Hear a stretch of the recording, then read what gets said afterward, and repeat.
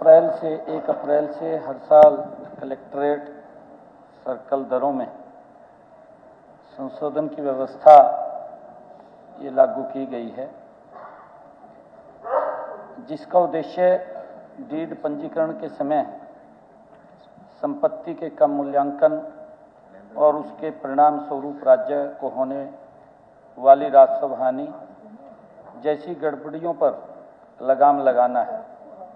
ये दरें पिछले वर्ष पंजीकरण डीड के अनुसार बेची गई संपत्तियों की वास्तविक दरों में औसत वृद्धि के आधार पर बढ़ाई जाती हैं। माननीय अध्यक्ष जी, 2017 से पहले कलेक्टर दरों की समीक्षा और संशोधन की जिम्मेवारी जिला स्तर पर उपायुक्तों के पास थी। हालांकि 2017 से यह कार्य राज्य स्तर पर स्थानांतरित कर दिया गया है।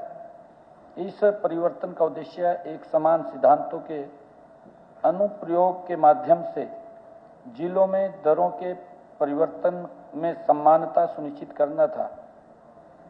हमारी सरकार ने इस प्रक्रिया को पारदर्शी और निष्पक्ष बनाया है। कलेक्टर दरों में संशोधन अब सीधे संपत्ति पंजीकरण मूल्यों में वास्तविक वृद्धि से जुड़ा है। प्रत्येक गांव या कॉलोनी की वृद्धि को ध्यान से दर्ज किया जाता है और तदनुसार अलग अलग स्लैब में कलेक्टर रेट तय की जाती है। किसी भी कॉलोनी में कलेक्टर रेट में 50% से अधिक की वृद्धि नहीं की गई। उदाहरण के लिए चालू वित्त वर्ष में जहां कुछ क्षेत्रों में संपत्ति के बाजार मूल्यों में वास्तविक वृद्धि 500% से अधिक रही, वहीं कलेक्टर दरों में केवल 10% से 50% के बीच ही वृद्धि की गई। इसमें संपत्ति के मूल्यांकन में निष्पक्षता, पारदर्शिता और स्थिरता सुनिश्चित होती है। साथ ही भूस्वामियों और खरीदारों दोनों के हितों की रक्षा भी होती है। यह बात ध्यान देने योग्य है कि स्टाम्प शुल्क का भुगतान करने की जिम्मेवारी संपत्ति के खरीदार की होती है। यह कहना गलत है कि कलेक्टर दर में वृद्धि से संपत्ति की बाजार दर बढ़ जाती है। वास्तव में एक वर्ष के दौरान बाजार दर में वृद्धि के कारण ही राज्य के राजस्व की हानि को रोकने के लिए कलेक्टर दर में वृद्धि आवश्यक हो जाती है।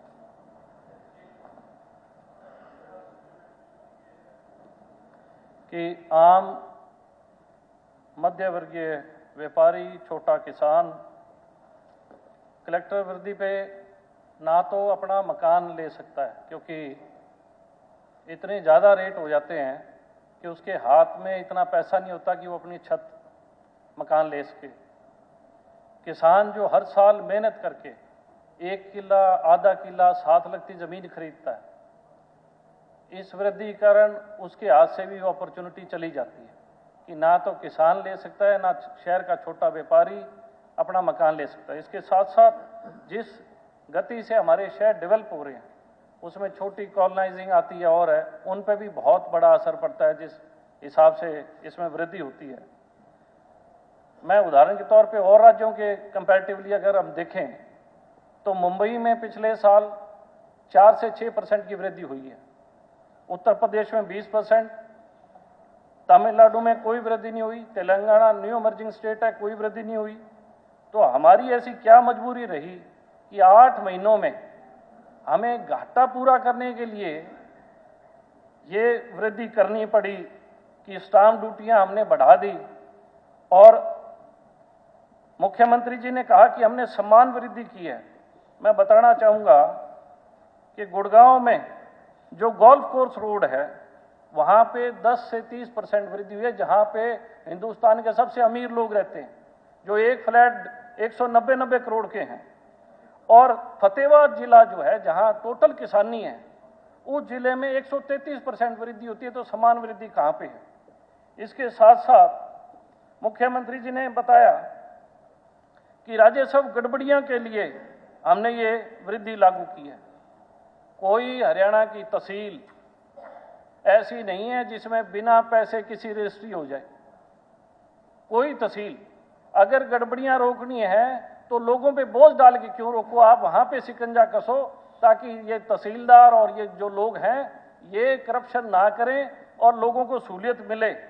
अगर सरकार का राजस्व बढ़ाना है, शराबबंदी का जो माफिया था उसके कारण अगर सरकार को घाटा लगा, तो सरकार किसान और छोटे व्यापारियों पे शिकंजा डाल के अपने घाटे को पूरा क्यों करना चाह रही है? कोई और सोर्स ईजाद कर लो। तो मेरा माननीय मुख्यमंत्री जी से ये दरख्वास्त है कि आपने जो इसमें वृद्धि की है, इसे आपको वापस लेना चाहिए, ताकि छोटा व्यापारी, गरीब किसान, उसको फायदा मिले। ठीक,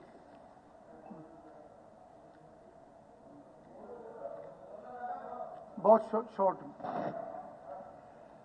स्पीकर सर,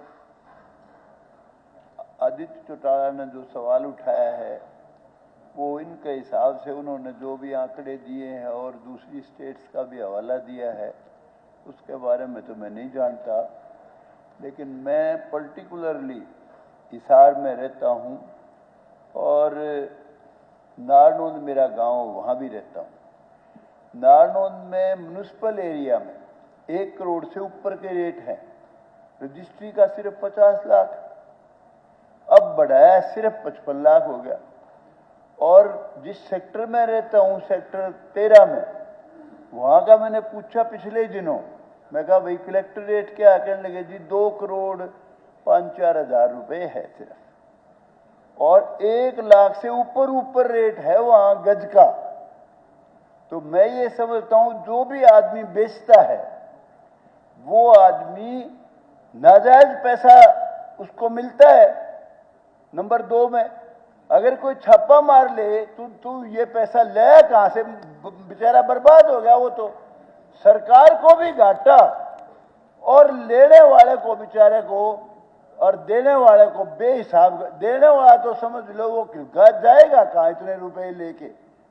इसलिए मैं समझता हूं वृद्धि को बहुत कम वृद्धि है, ये बहुत और वृद्धि की जाए जिससे सरकार का घाटा रुक सके, ये मेरी सोच है। और इसके अलावा अगर कोई सरकार के पास ये सोच हो सरकार की कि भाई थोड़ा बहुत अगर स्टैंप ड्यूटी में कहीं पहले रिलेक्शन हमारे महिलाओं के लिए, बहन बेटियों के लिए की हुई है, अगर कोई और सरकार के दिमाग में कोई विचाराधीन हो ऐसी बात, कुछ ना कुछ उनको और रिलैक्सेशन दे सकते हो तो वो तो अच्छी बात है, दैट इज वेलकमेबल। लेकिन ये जो बात है कि वृद्धि ज्यादा, वृद्धि तो हुई ही नहीं, बेहिसाब कमजोर वृद्धि है, मेरी सोच है। मुख्यमंत्री जी हो गया आपका? नहीं, आपका इनसे कोई ताल्लुक नहीं। नहीं, आपका जवाब सीएम साहब ने देना, आपने बात रखी। आपने उनकी बात पे नहीं, आपने अपनी बात रखी, उसका जवाब आएगा। आपस में वॉलीबॉल नहीं खेलने। आधा मिनट बताओ क्या? सर, जो वृद्धि की जाती है आम लोगों के दिमाग में, जो हरियाणा के लोगों में ये होता है कि जब सरकार जमीन एक्वायर करेगी तो पैसा मिलेगा। उस चीज को लोगों की धारणा है, किसानों की। आप भी किसी विधानसभा से संबंधित रखते हैं, मैं भी रखता हूं। सरकार ने पोर्टल खोल दिया जी, और जितनी योजनाएं सरकार ने एक्विजिशन की लागू कर रखी है, एक भी योजना पे जमीन लोग देने को तैयार नहीं है। किस लिए? क्योंकि जो वृद्धि की उस हिसाब से मार्केट का रेट ज्यादा है, पैसे नहीं मिल रहे।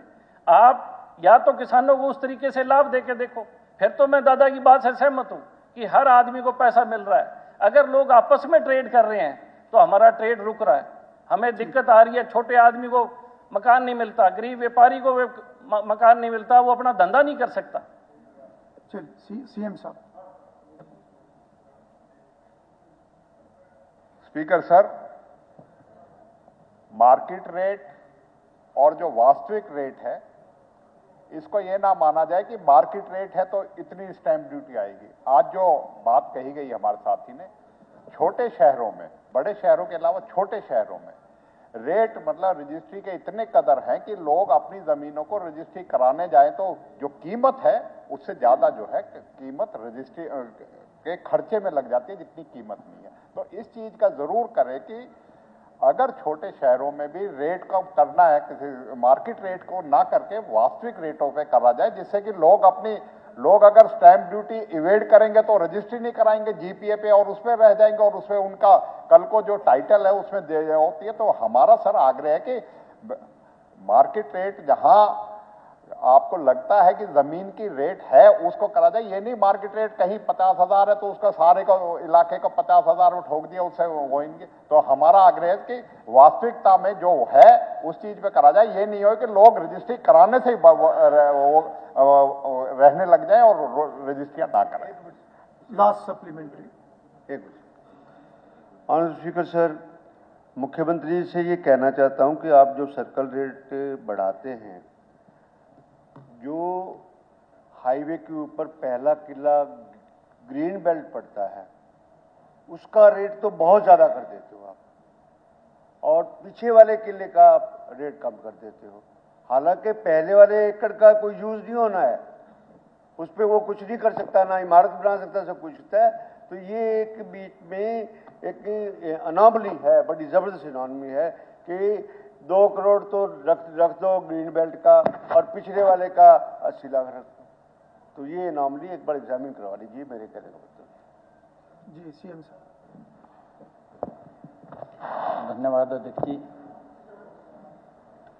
आज जो ध्यानाकर्षण सूचना आदित्य देवीलाल जी और अर्जुन चौटाला जी और हमारे विपक्ष के और साथियों ने इसके ऊपर कलेक्टर रेट की दरों की बढ़ोतरी पर जो चिंता व्यक्त की है,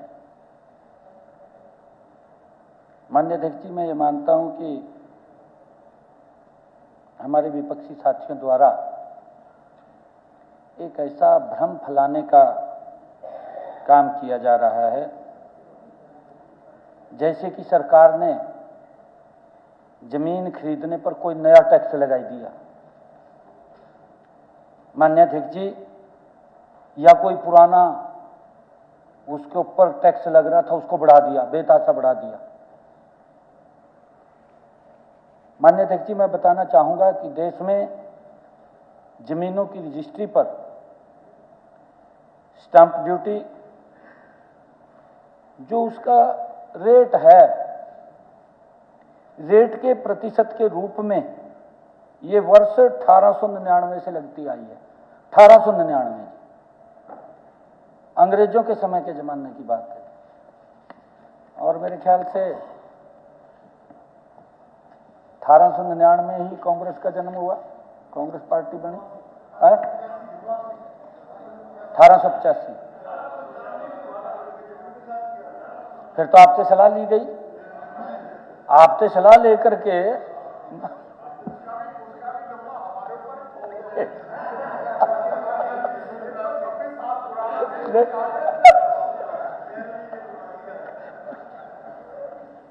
नहीं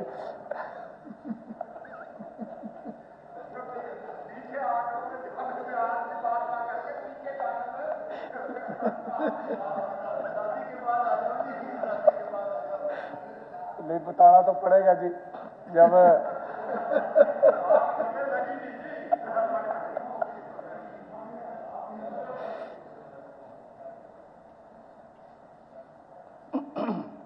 माननीय अध्यक्ष जी, प्रदेश में पहली बार कलेक्टरेट की व्यवस्था 1987 में लागू की गई।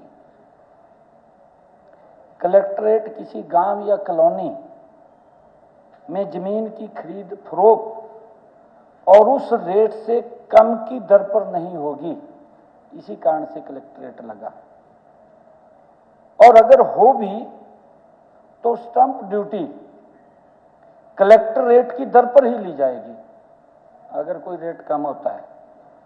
और इसके तहत ही जिला उपायुक्त साल में 2 बार हर साल अपने सर्कल के कलेक्टर रेट निर्धारित करते थे। हमारे डीसी महोदय करते थे। माननीय अध्यक्ष जी, 28 नवंबर 1990 से हर साल नए कलेक्टर रेट निर्धारित किए जाने लगे। ये 28 नवंबर 1990। यह प्रक्रिया सदी से चली आ रही है।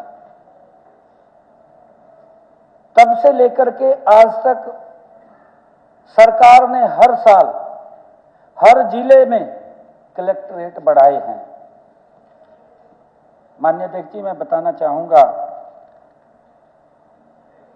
आदित्य जी को ये समझना भी चाहिए, मैं इसकी पूरी डिटेल लेकर के आया हूँ, क्योंकि बहुत ज़्यादा रौला पड़ा है जी, रेट बढ़ गए, कलेक्ट्रेट बढ़ गए जी, इतना दबाव हो गया जी, इतना हो गया। अभी भी कहा गया हमारे बत्रा जी द्वारा। माननीय अध्यक्ष जी, 2004 से 2014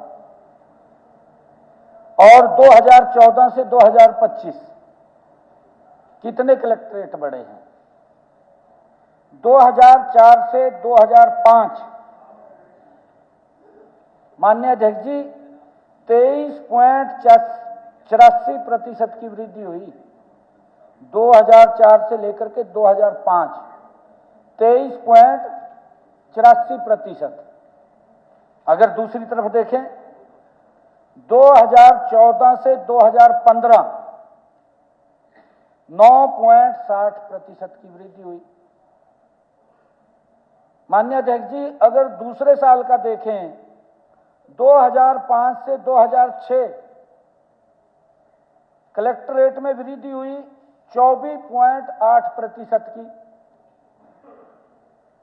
और अगर दूसरी तरफ देखें 2015 से 2016 माननीय अध्यक्ष जी वृद्धि हुई है 11.31% की। माननीय अध्यक्ष जी 2006 से 2007 कलेक्ट्रेट में वृद्धि की गई 32.58% की। और 2016 से 2017 दूसरी तरफ अगर देखें इसका 6.66%।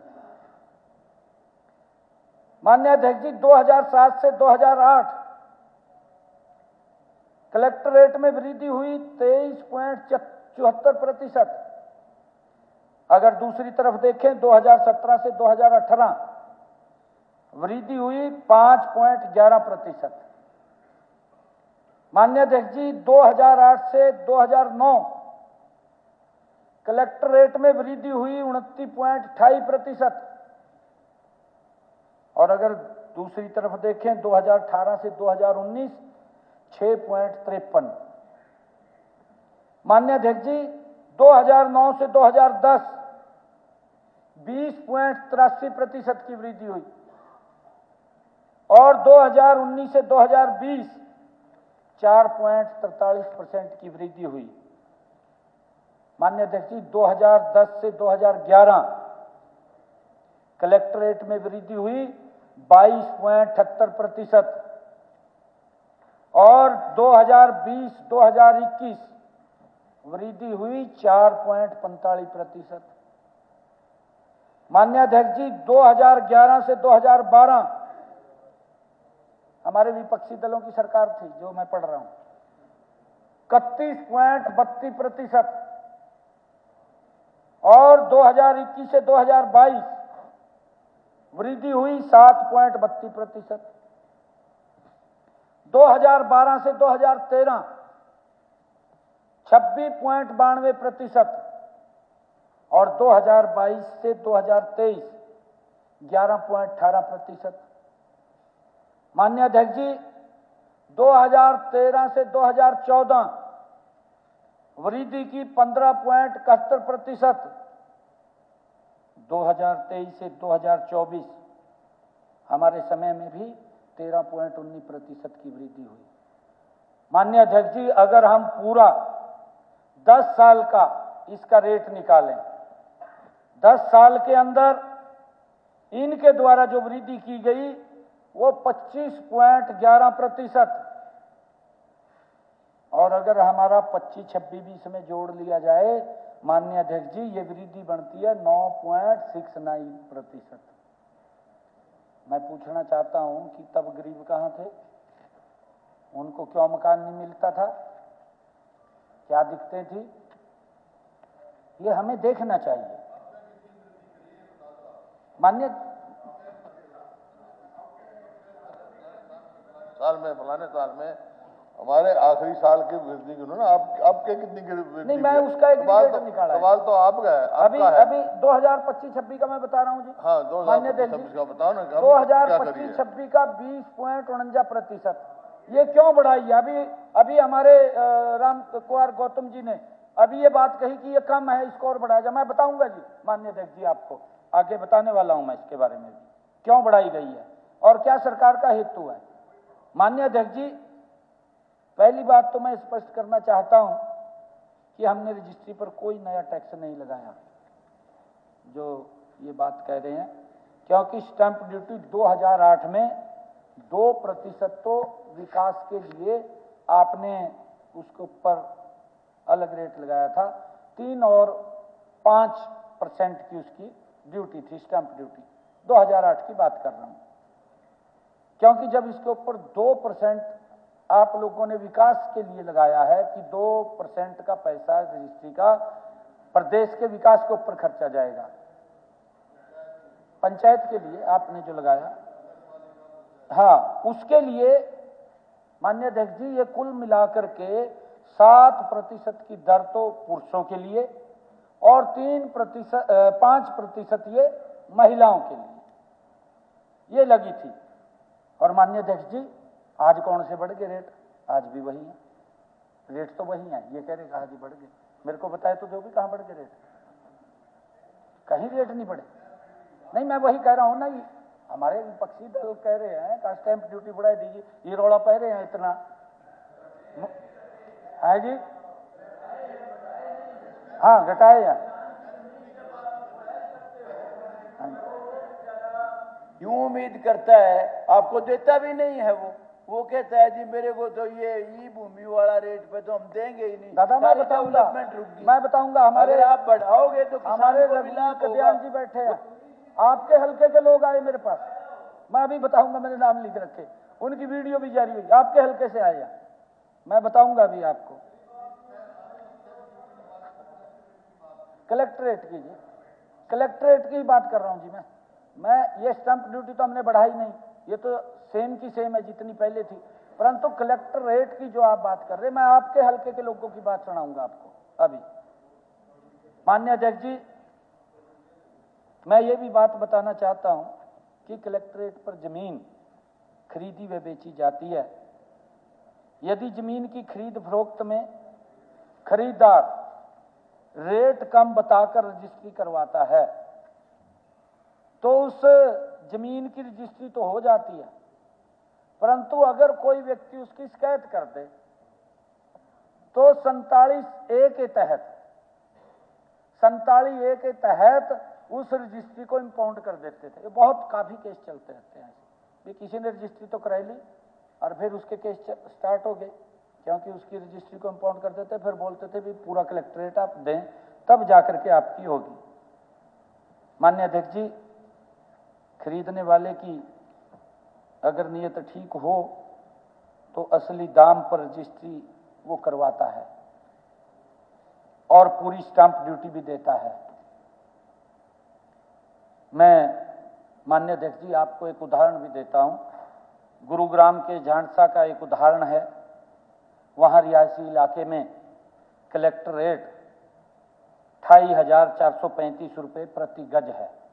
28,435 रुपये प्रति गज झांसा के अंदर गुरुग्राम में कलेक्टर रेट आज भी यही है।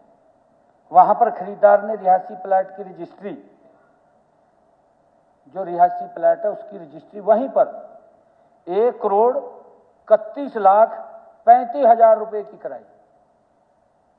माननीय अध्यक्ष जी, 1,31,35,00,000 की कलेक्टर रेट तो है 28,400। नहीं, खरीदार ने एक रिहायशी प्लॉट लिया, उसका गज नहीं, गज के हिसाब से या जी बड़ा एक प्लॉट रिहायशी प्लॉट लिया उसने, 100 गज का होगा, 150 गज का होगा, 200 गज का होगा उसका। ये 1,31,35,00,000 रुपए की रजिस्ट्री कराई, परंतु है जी प्लॉट की रिहायशी प्लॉट, हाँ रिहायशी प्लॉट की, रिहायशी प्लॉट की मैं बोल रहा हूँ, मैंने बोला है जी पहले रिहायशी प्लॉट लिया उसने। परंतु माननीय अध्यक्ष जी, कलेक्टर रेट पर इसका कुल मूल्य 85,12,000 रुपये बनता है। इसकी जो स्टैंप ड्यूटी हम लेते हैं, स्टैंप ड्यूटी इसकी बनती है 85,12,000। परंतु इस प्रकार खरीदार ने कलेक्टर रेट से 54% अधिक पर रजिस्ट्री कराई। जो कलेक्टर रेट था उससे भी 54% पर ज्यादा कराई, क्योंकि ब्लैक मनी नहीं देना चाहता। बहुत सारे लोग हैं जी, बहुत सारे ऐसे लोग हैं, कहते हैं अभी चेक ले जा भाई मेरे से, तो रजिस्ट्री करा ले। आप ये बात बोलते हैं, दादा बोलते हैं नहीं बोलते हैं? कहा मैं निजन जटवा पढ़ता हूं, नहीं नाना तजर्बा तो राम को और गौतम जी को है, जो बोल रहे थे भी अगर कहा फंस गया कहां से करागा।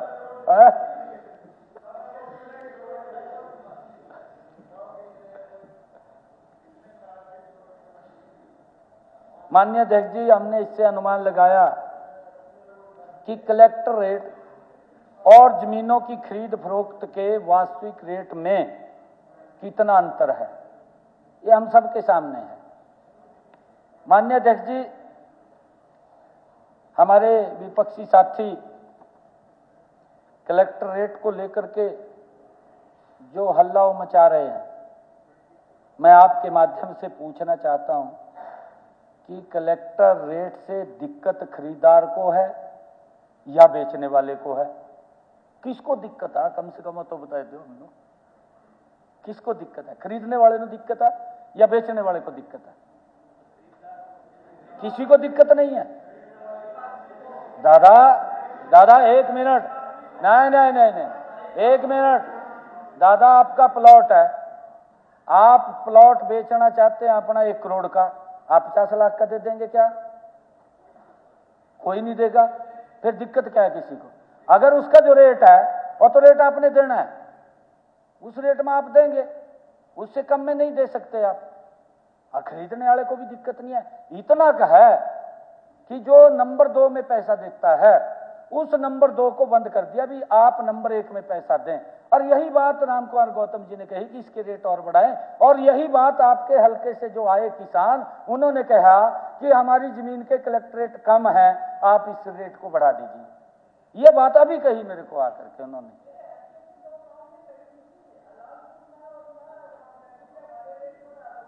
भी कलेक्टर रेट बढ़ा दो। मांग कर रहे हैं, किसान मांग कर रहा है।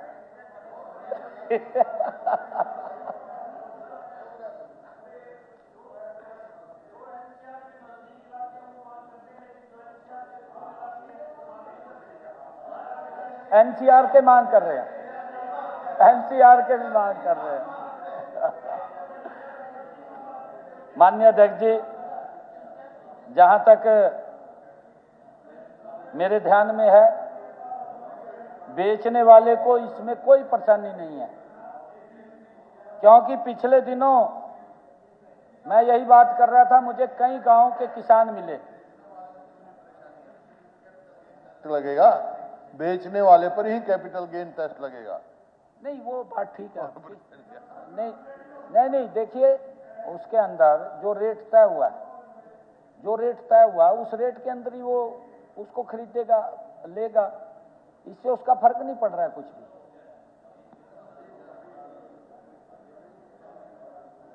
मैं बताना चाहता हूं माननीय अध्यक्ष जी, आपकी विधानसभा में दौड़ गांव है, दौड़ है ना, वहां के सरपंच सत्यनारायण मेरे ख्याल से 10-15 किसानों को साथ लेकर के मिला दौड़ का है जी। आप, हाँ आपके हल्के में है। मैंने पूछा उनको, मैं कौन से हल्के से आए?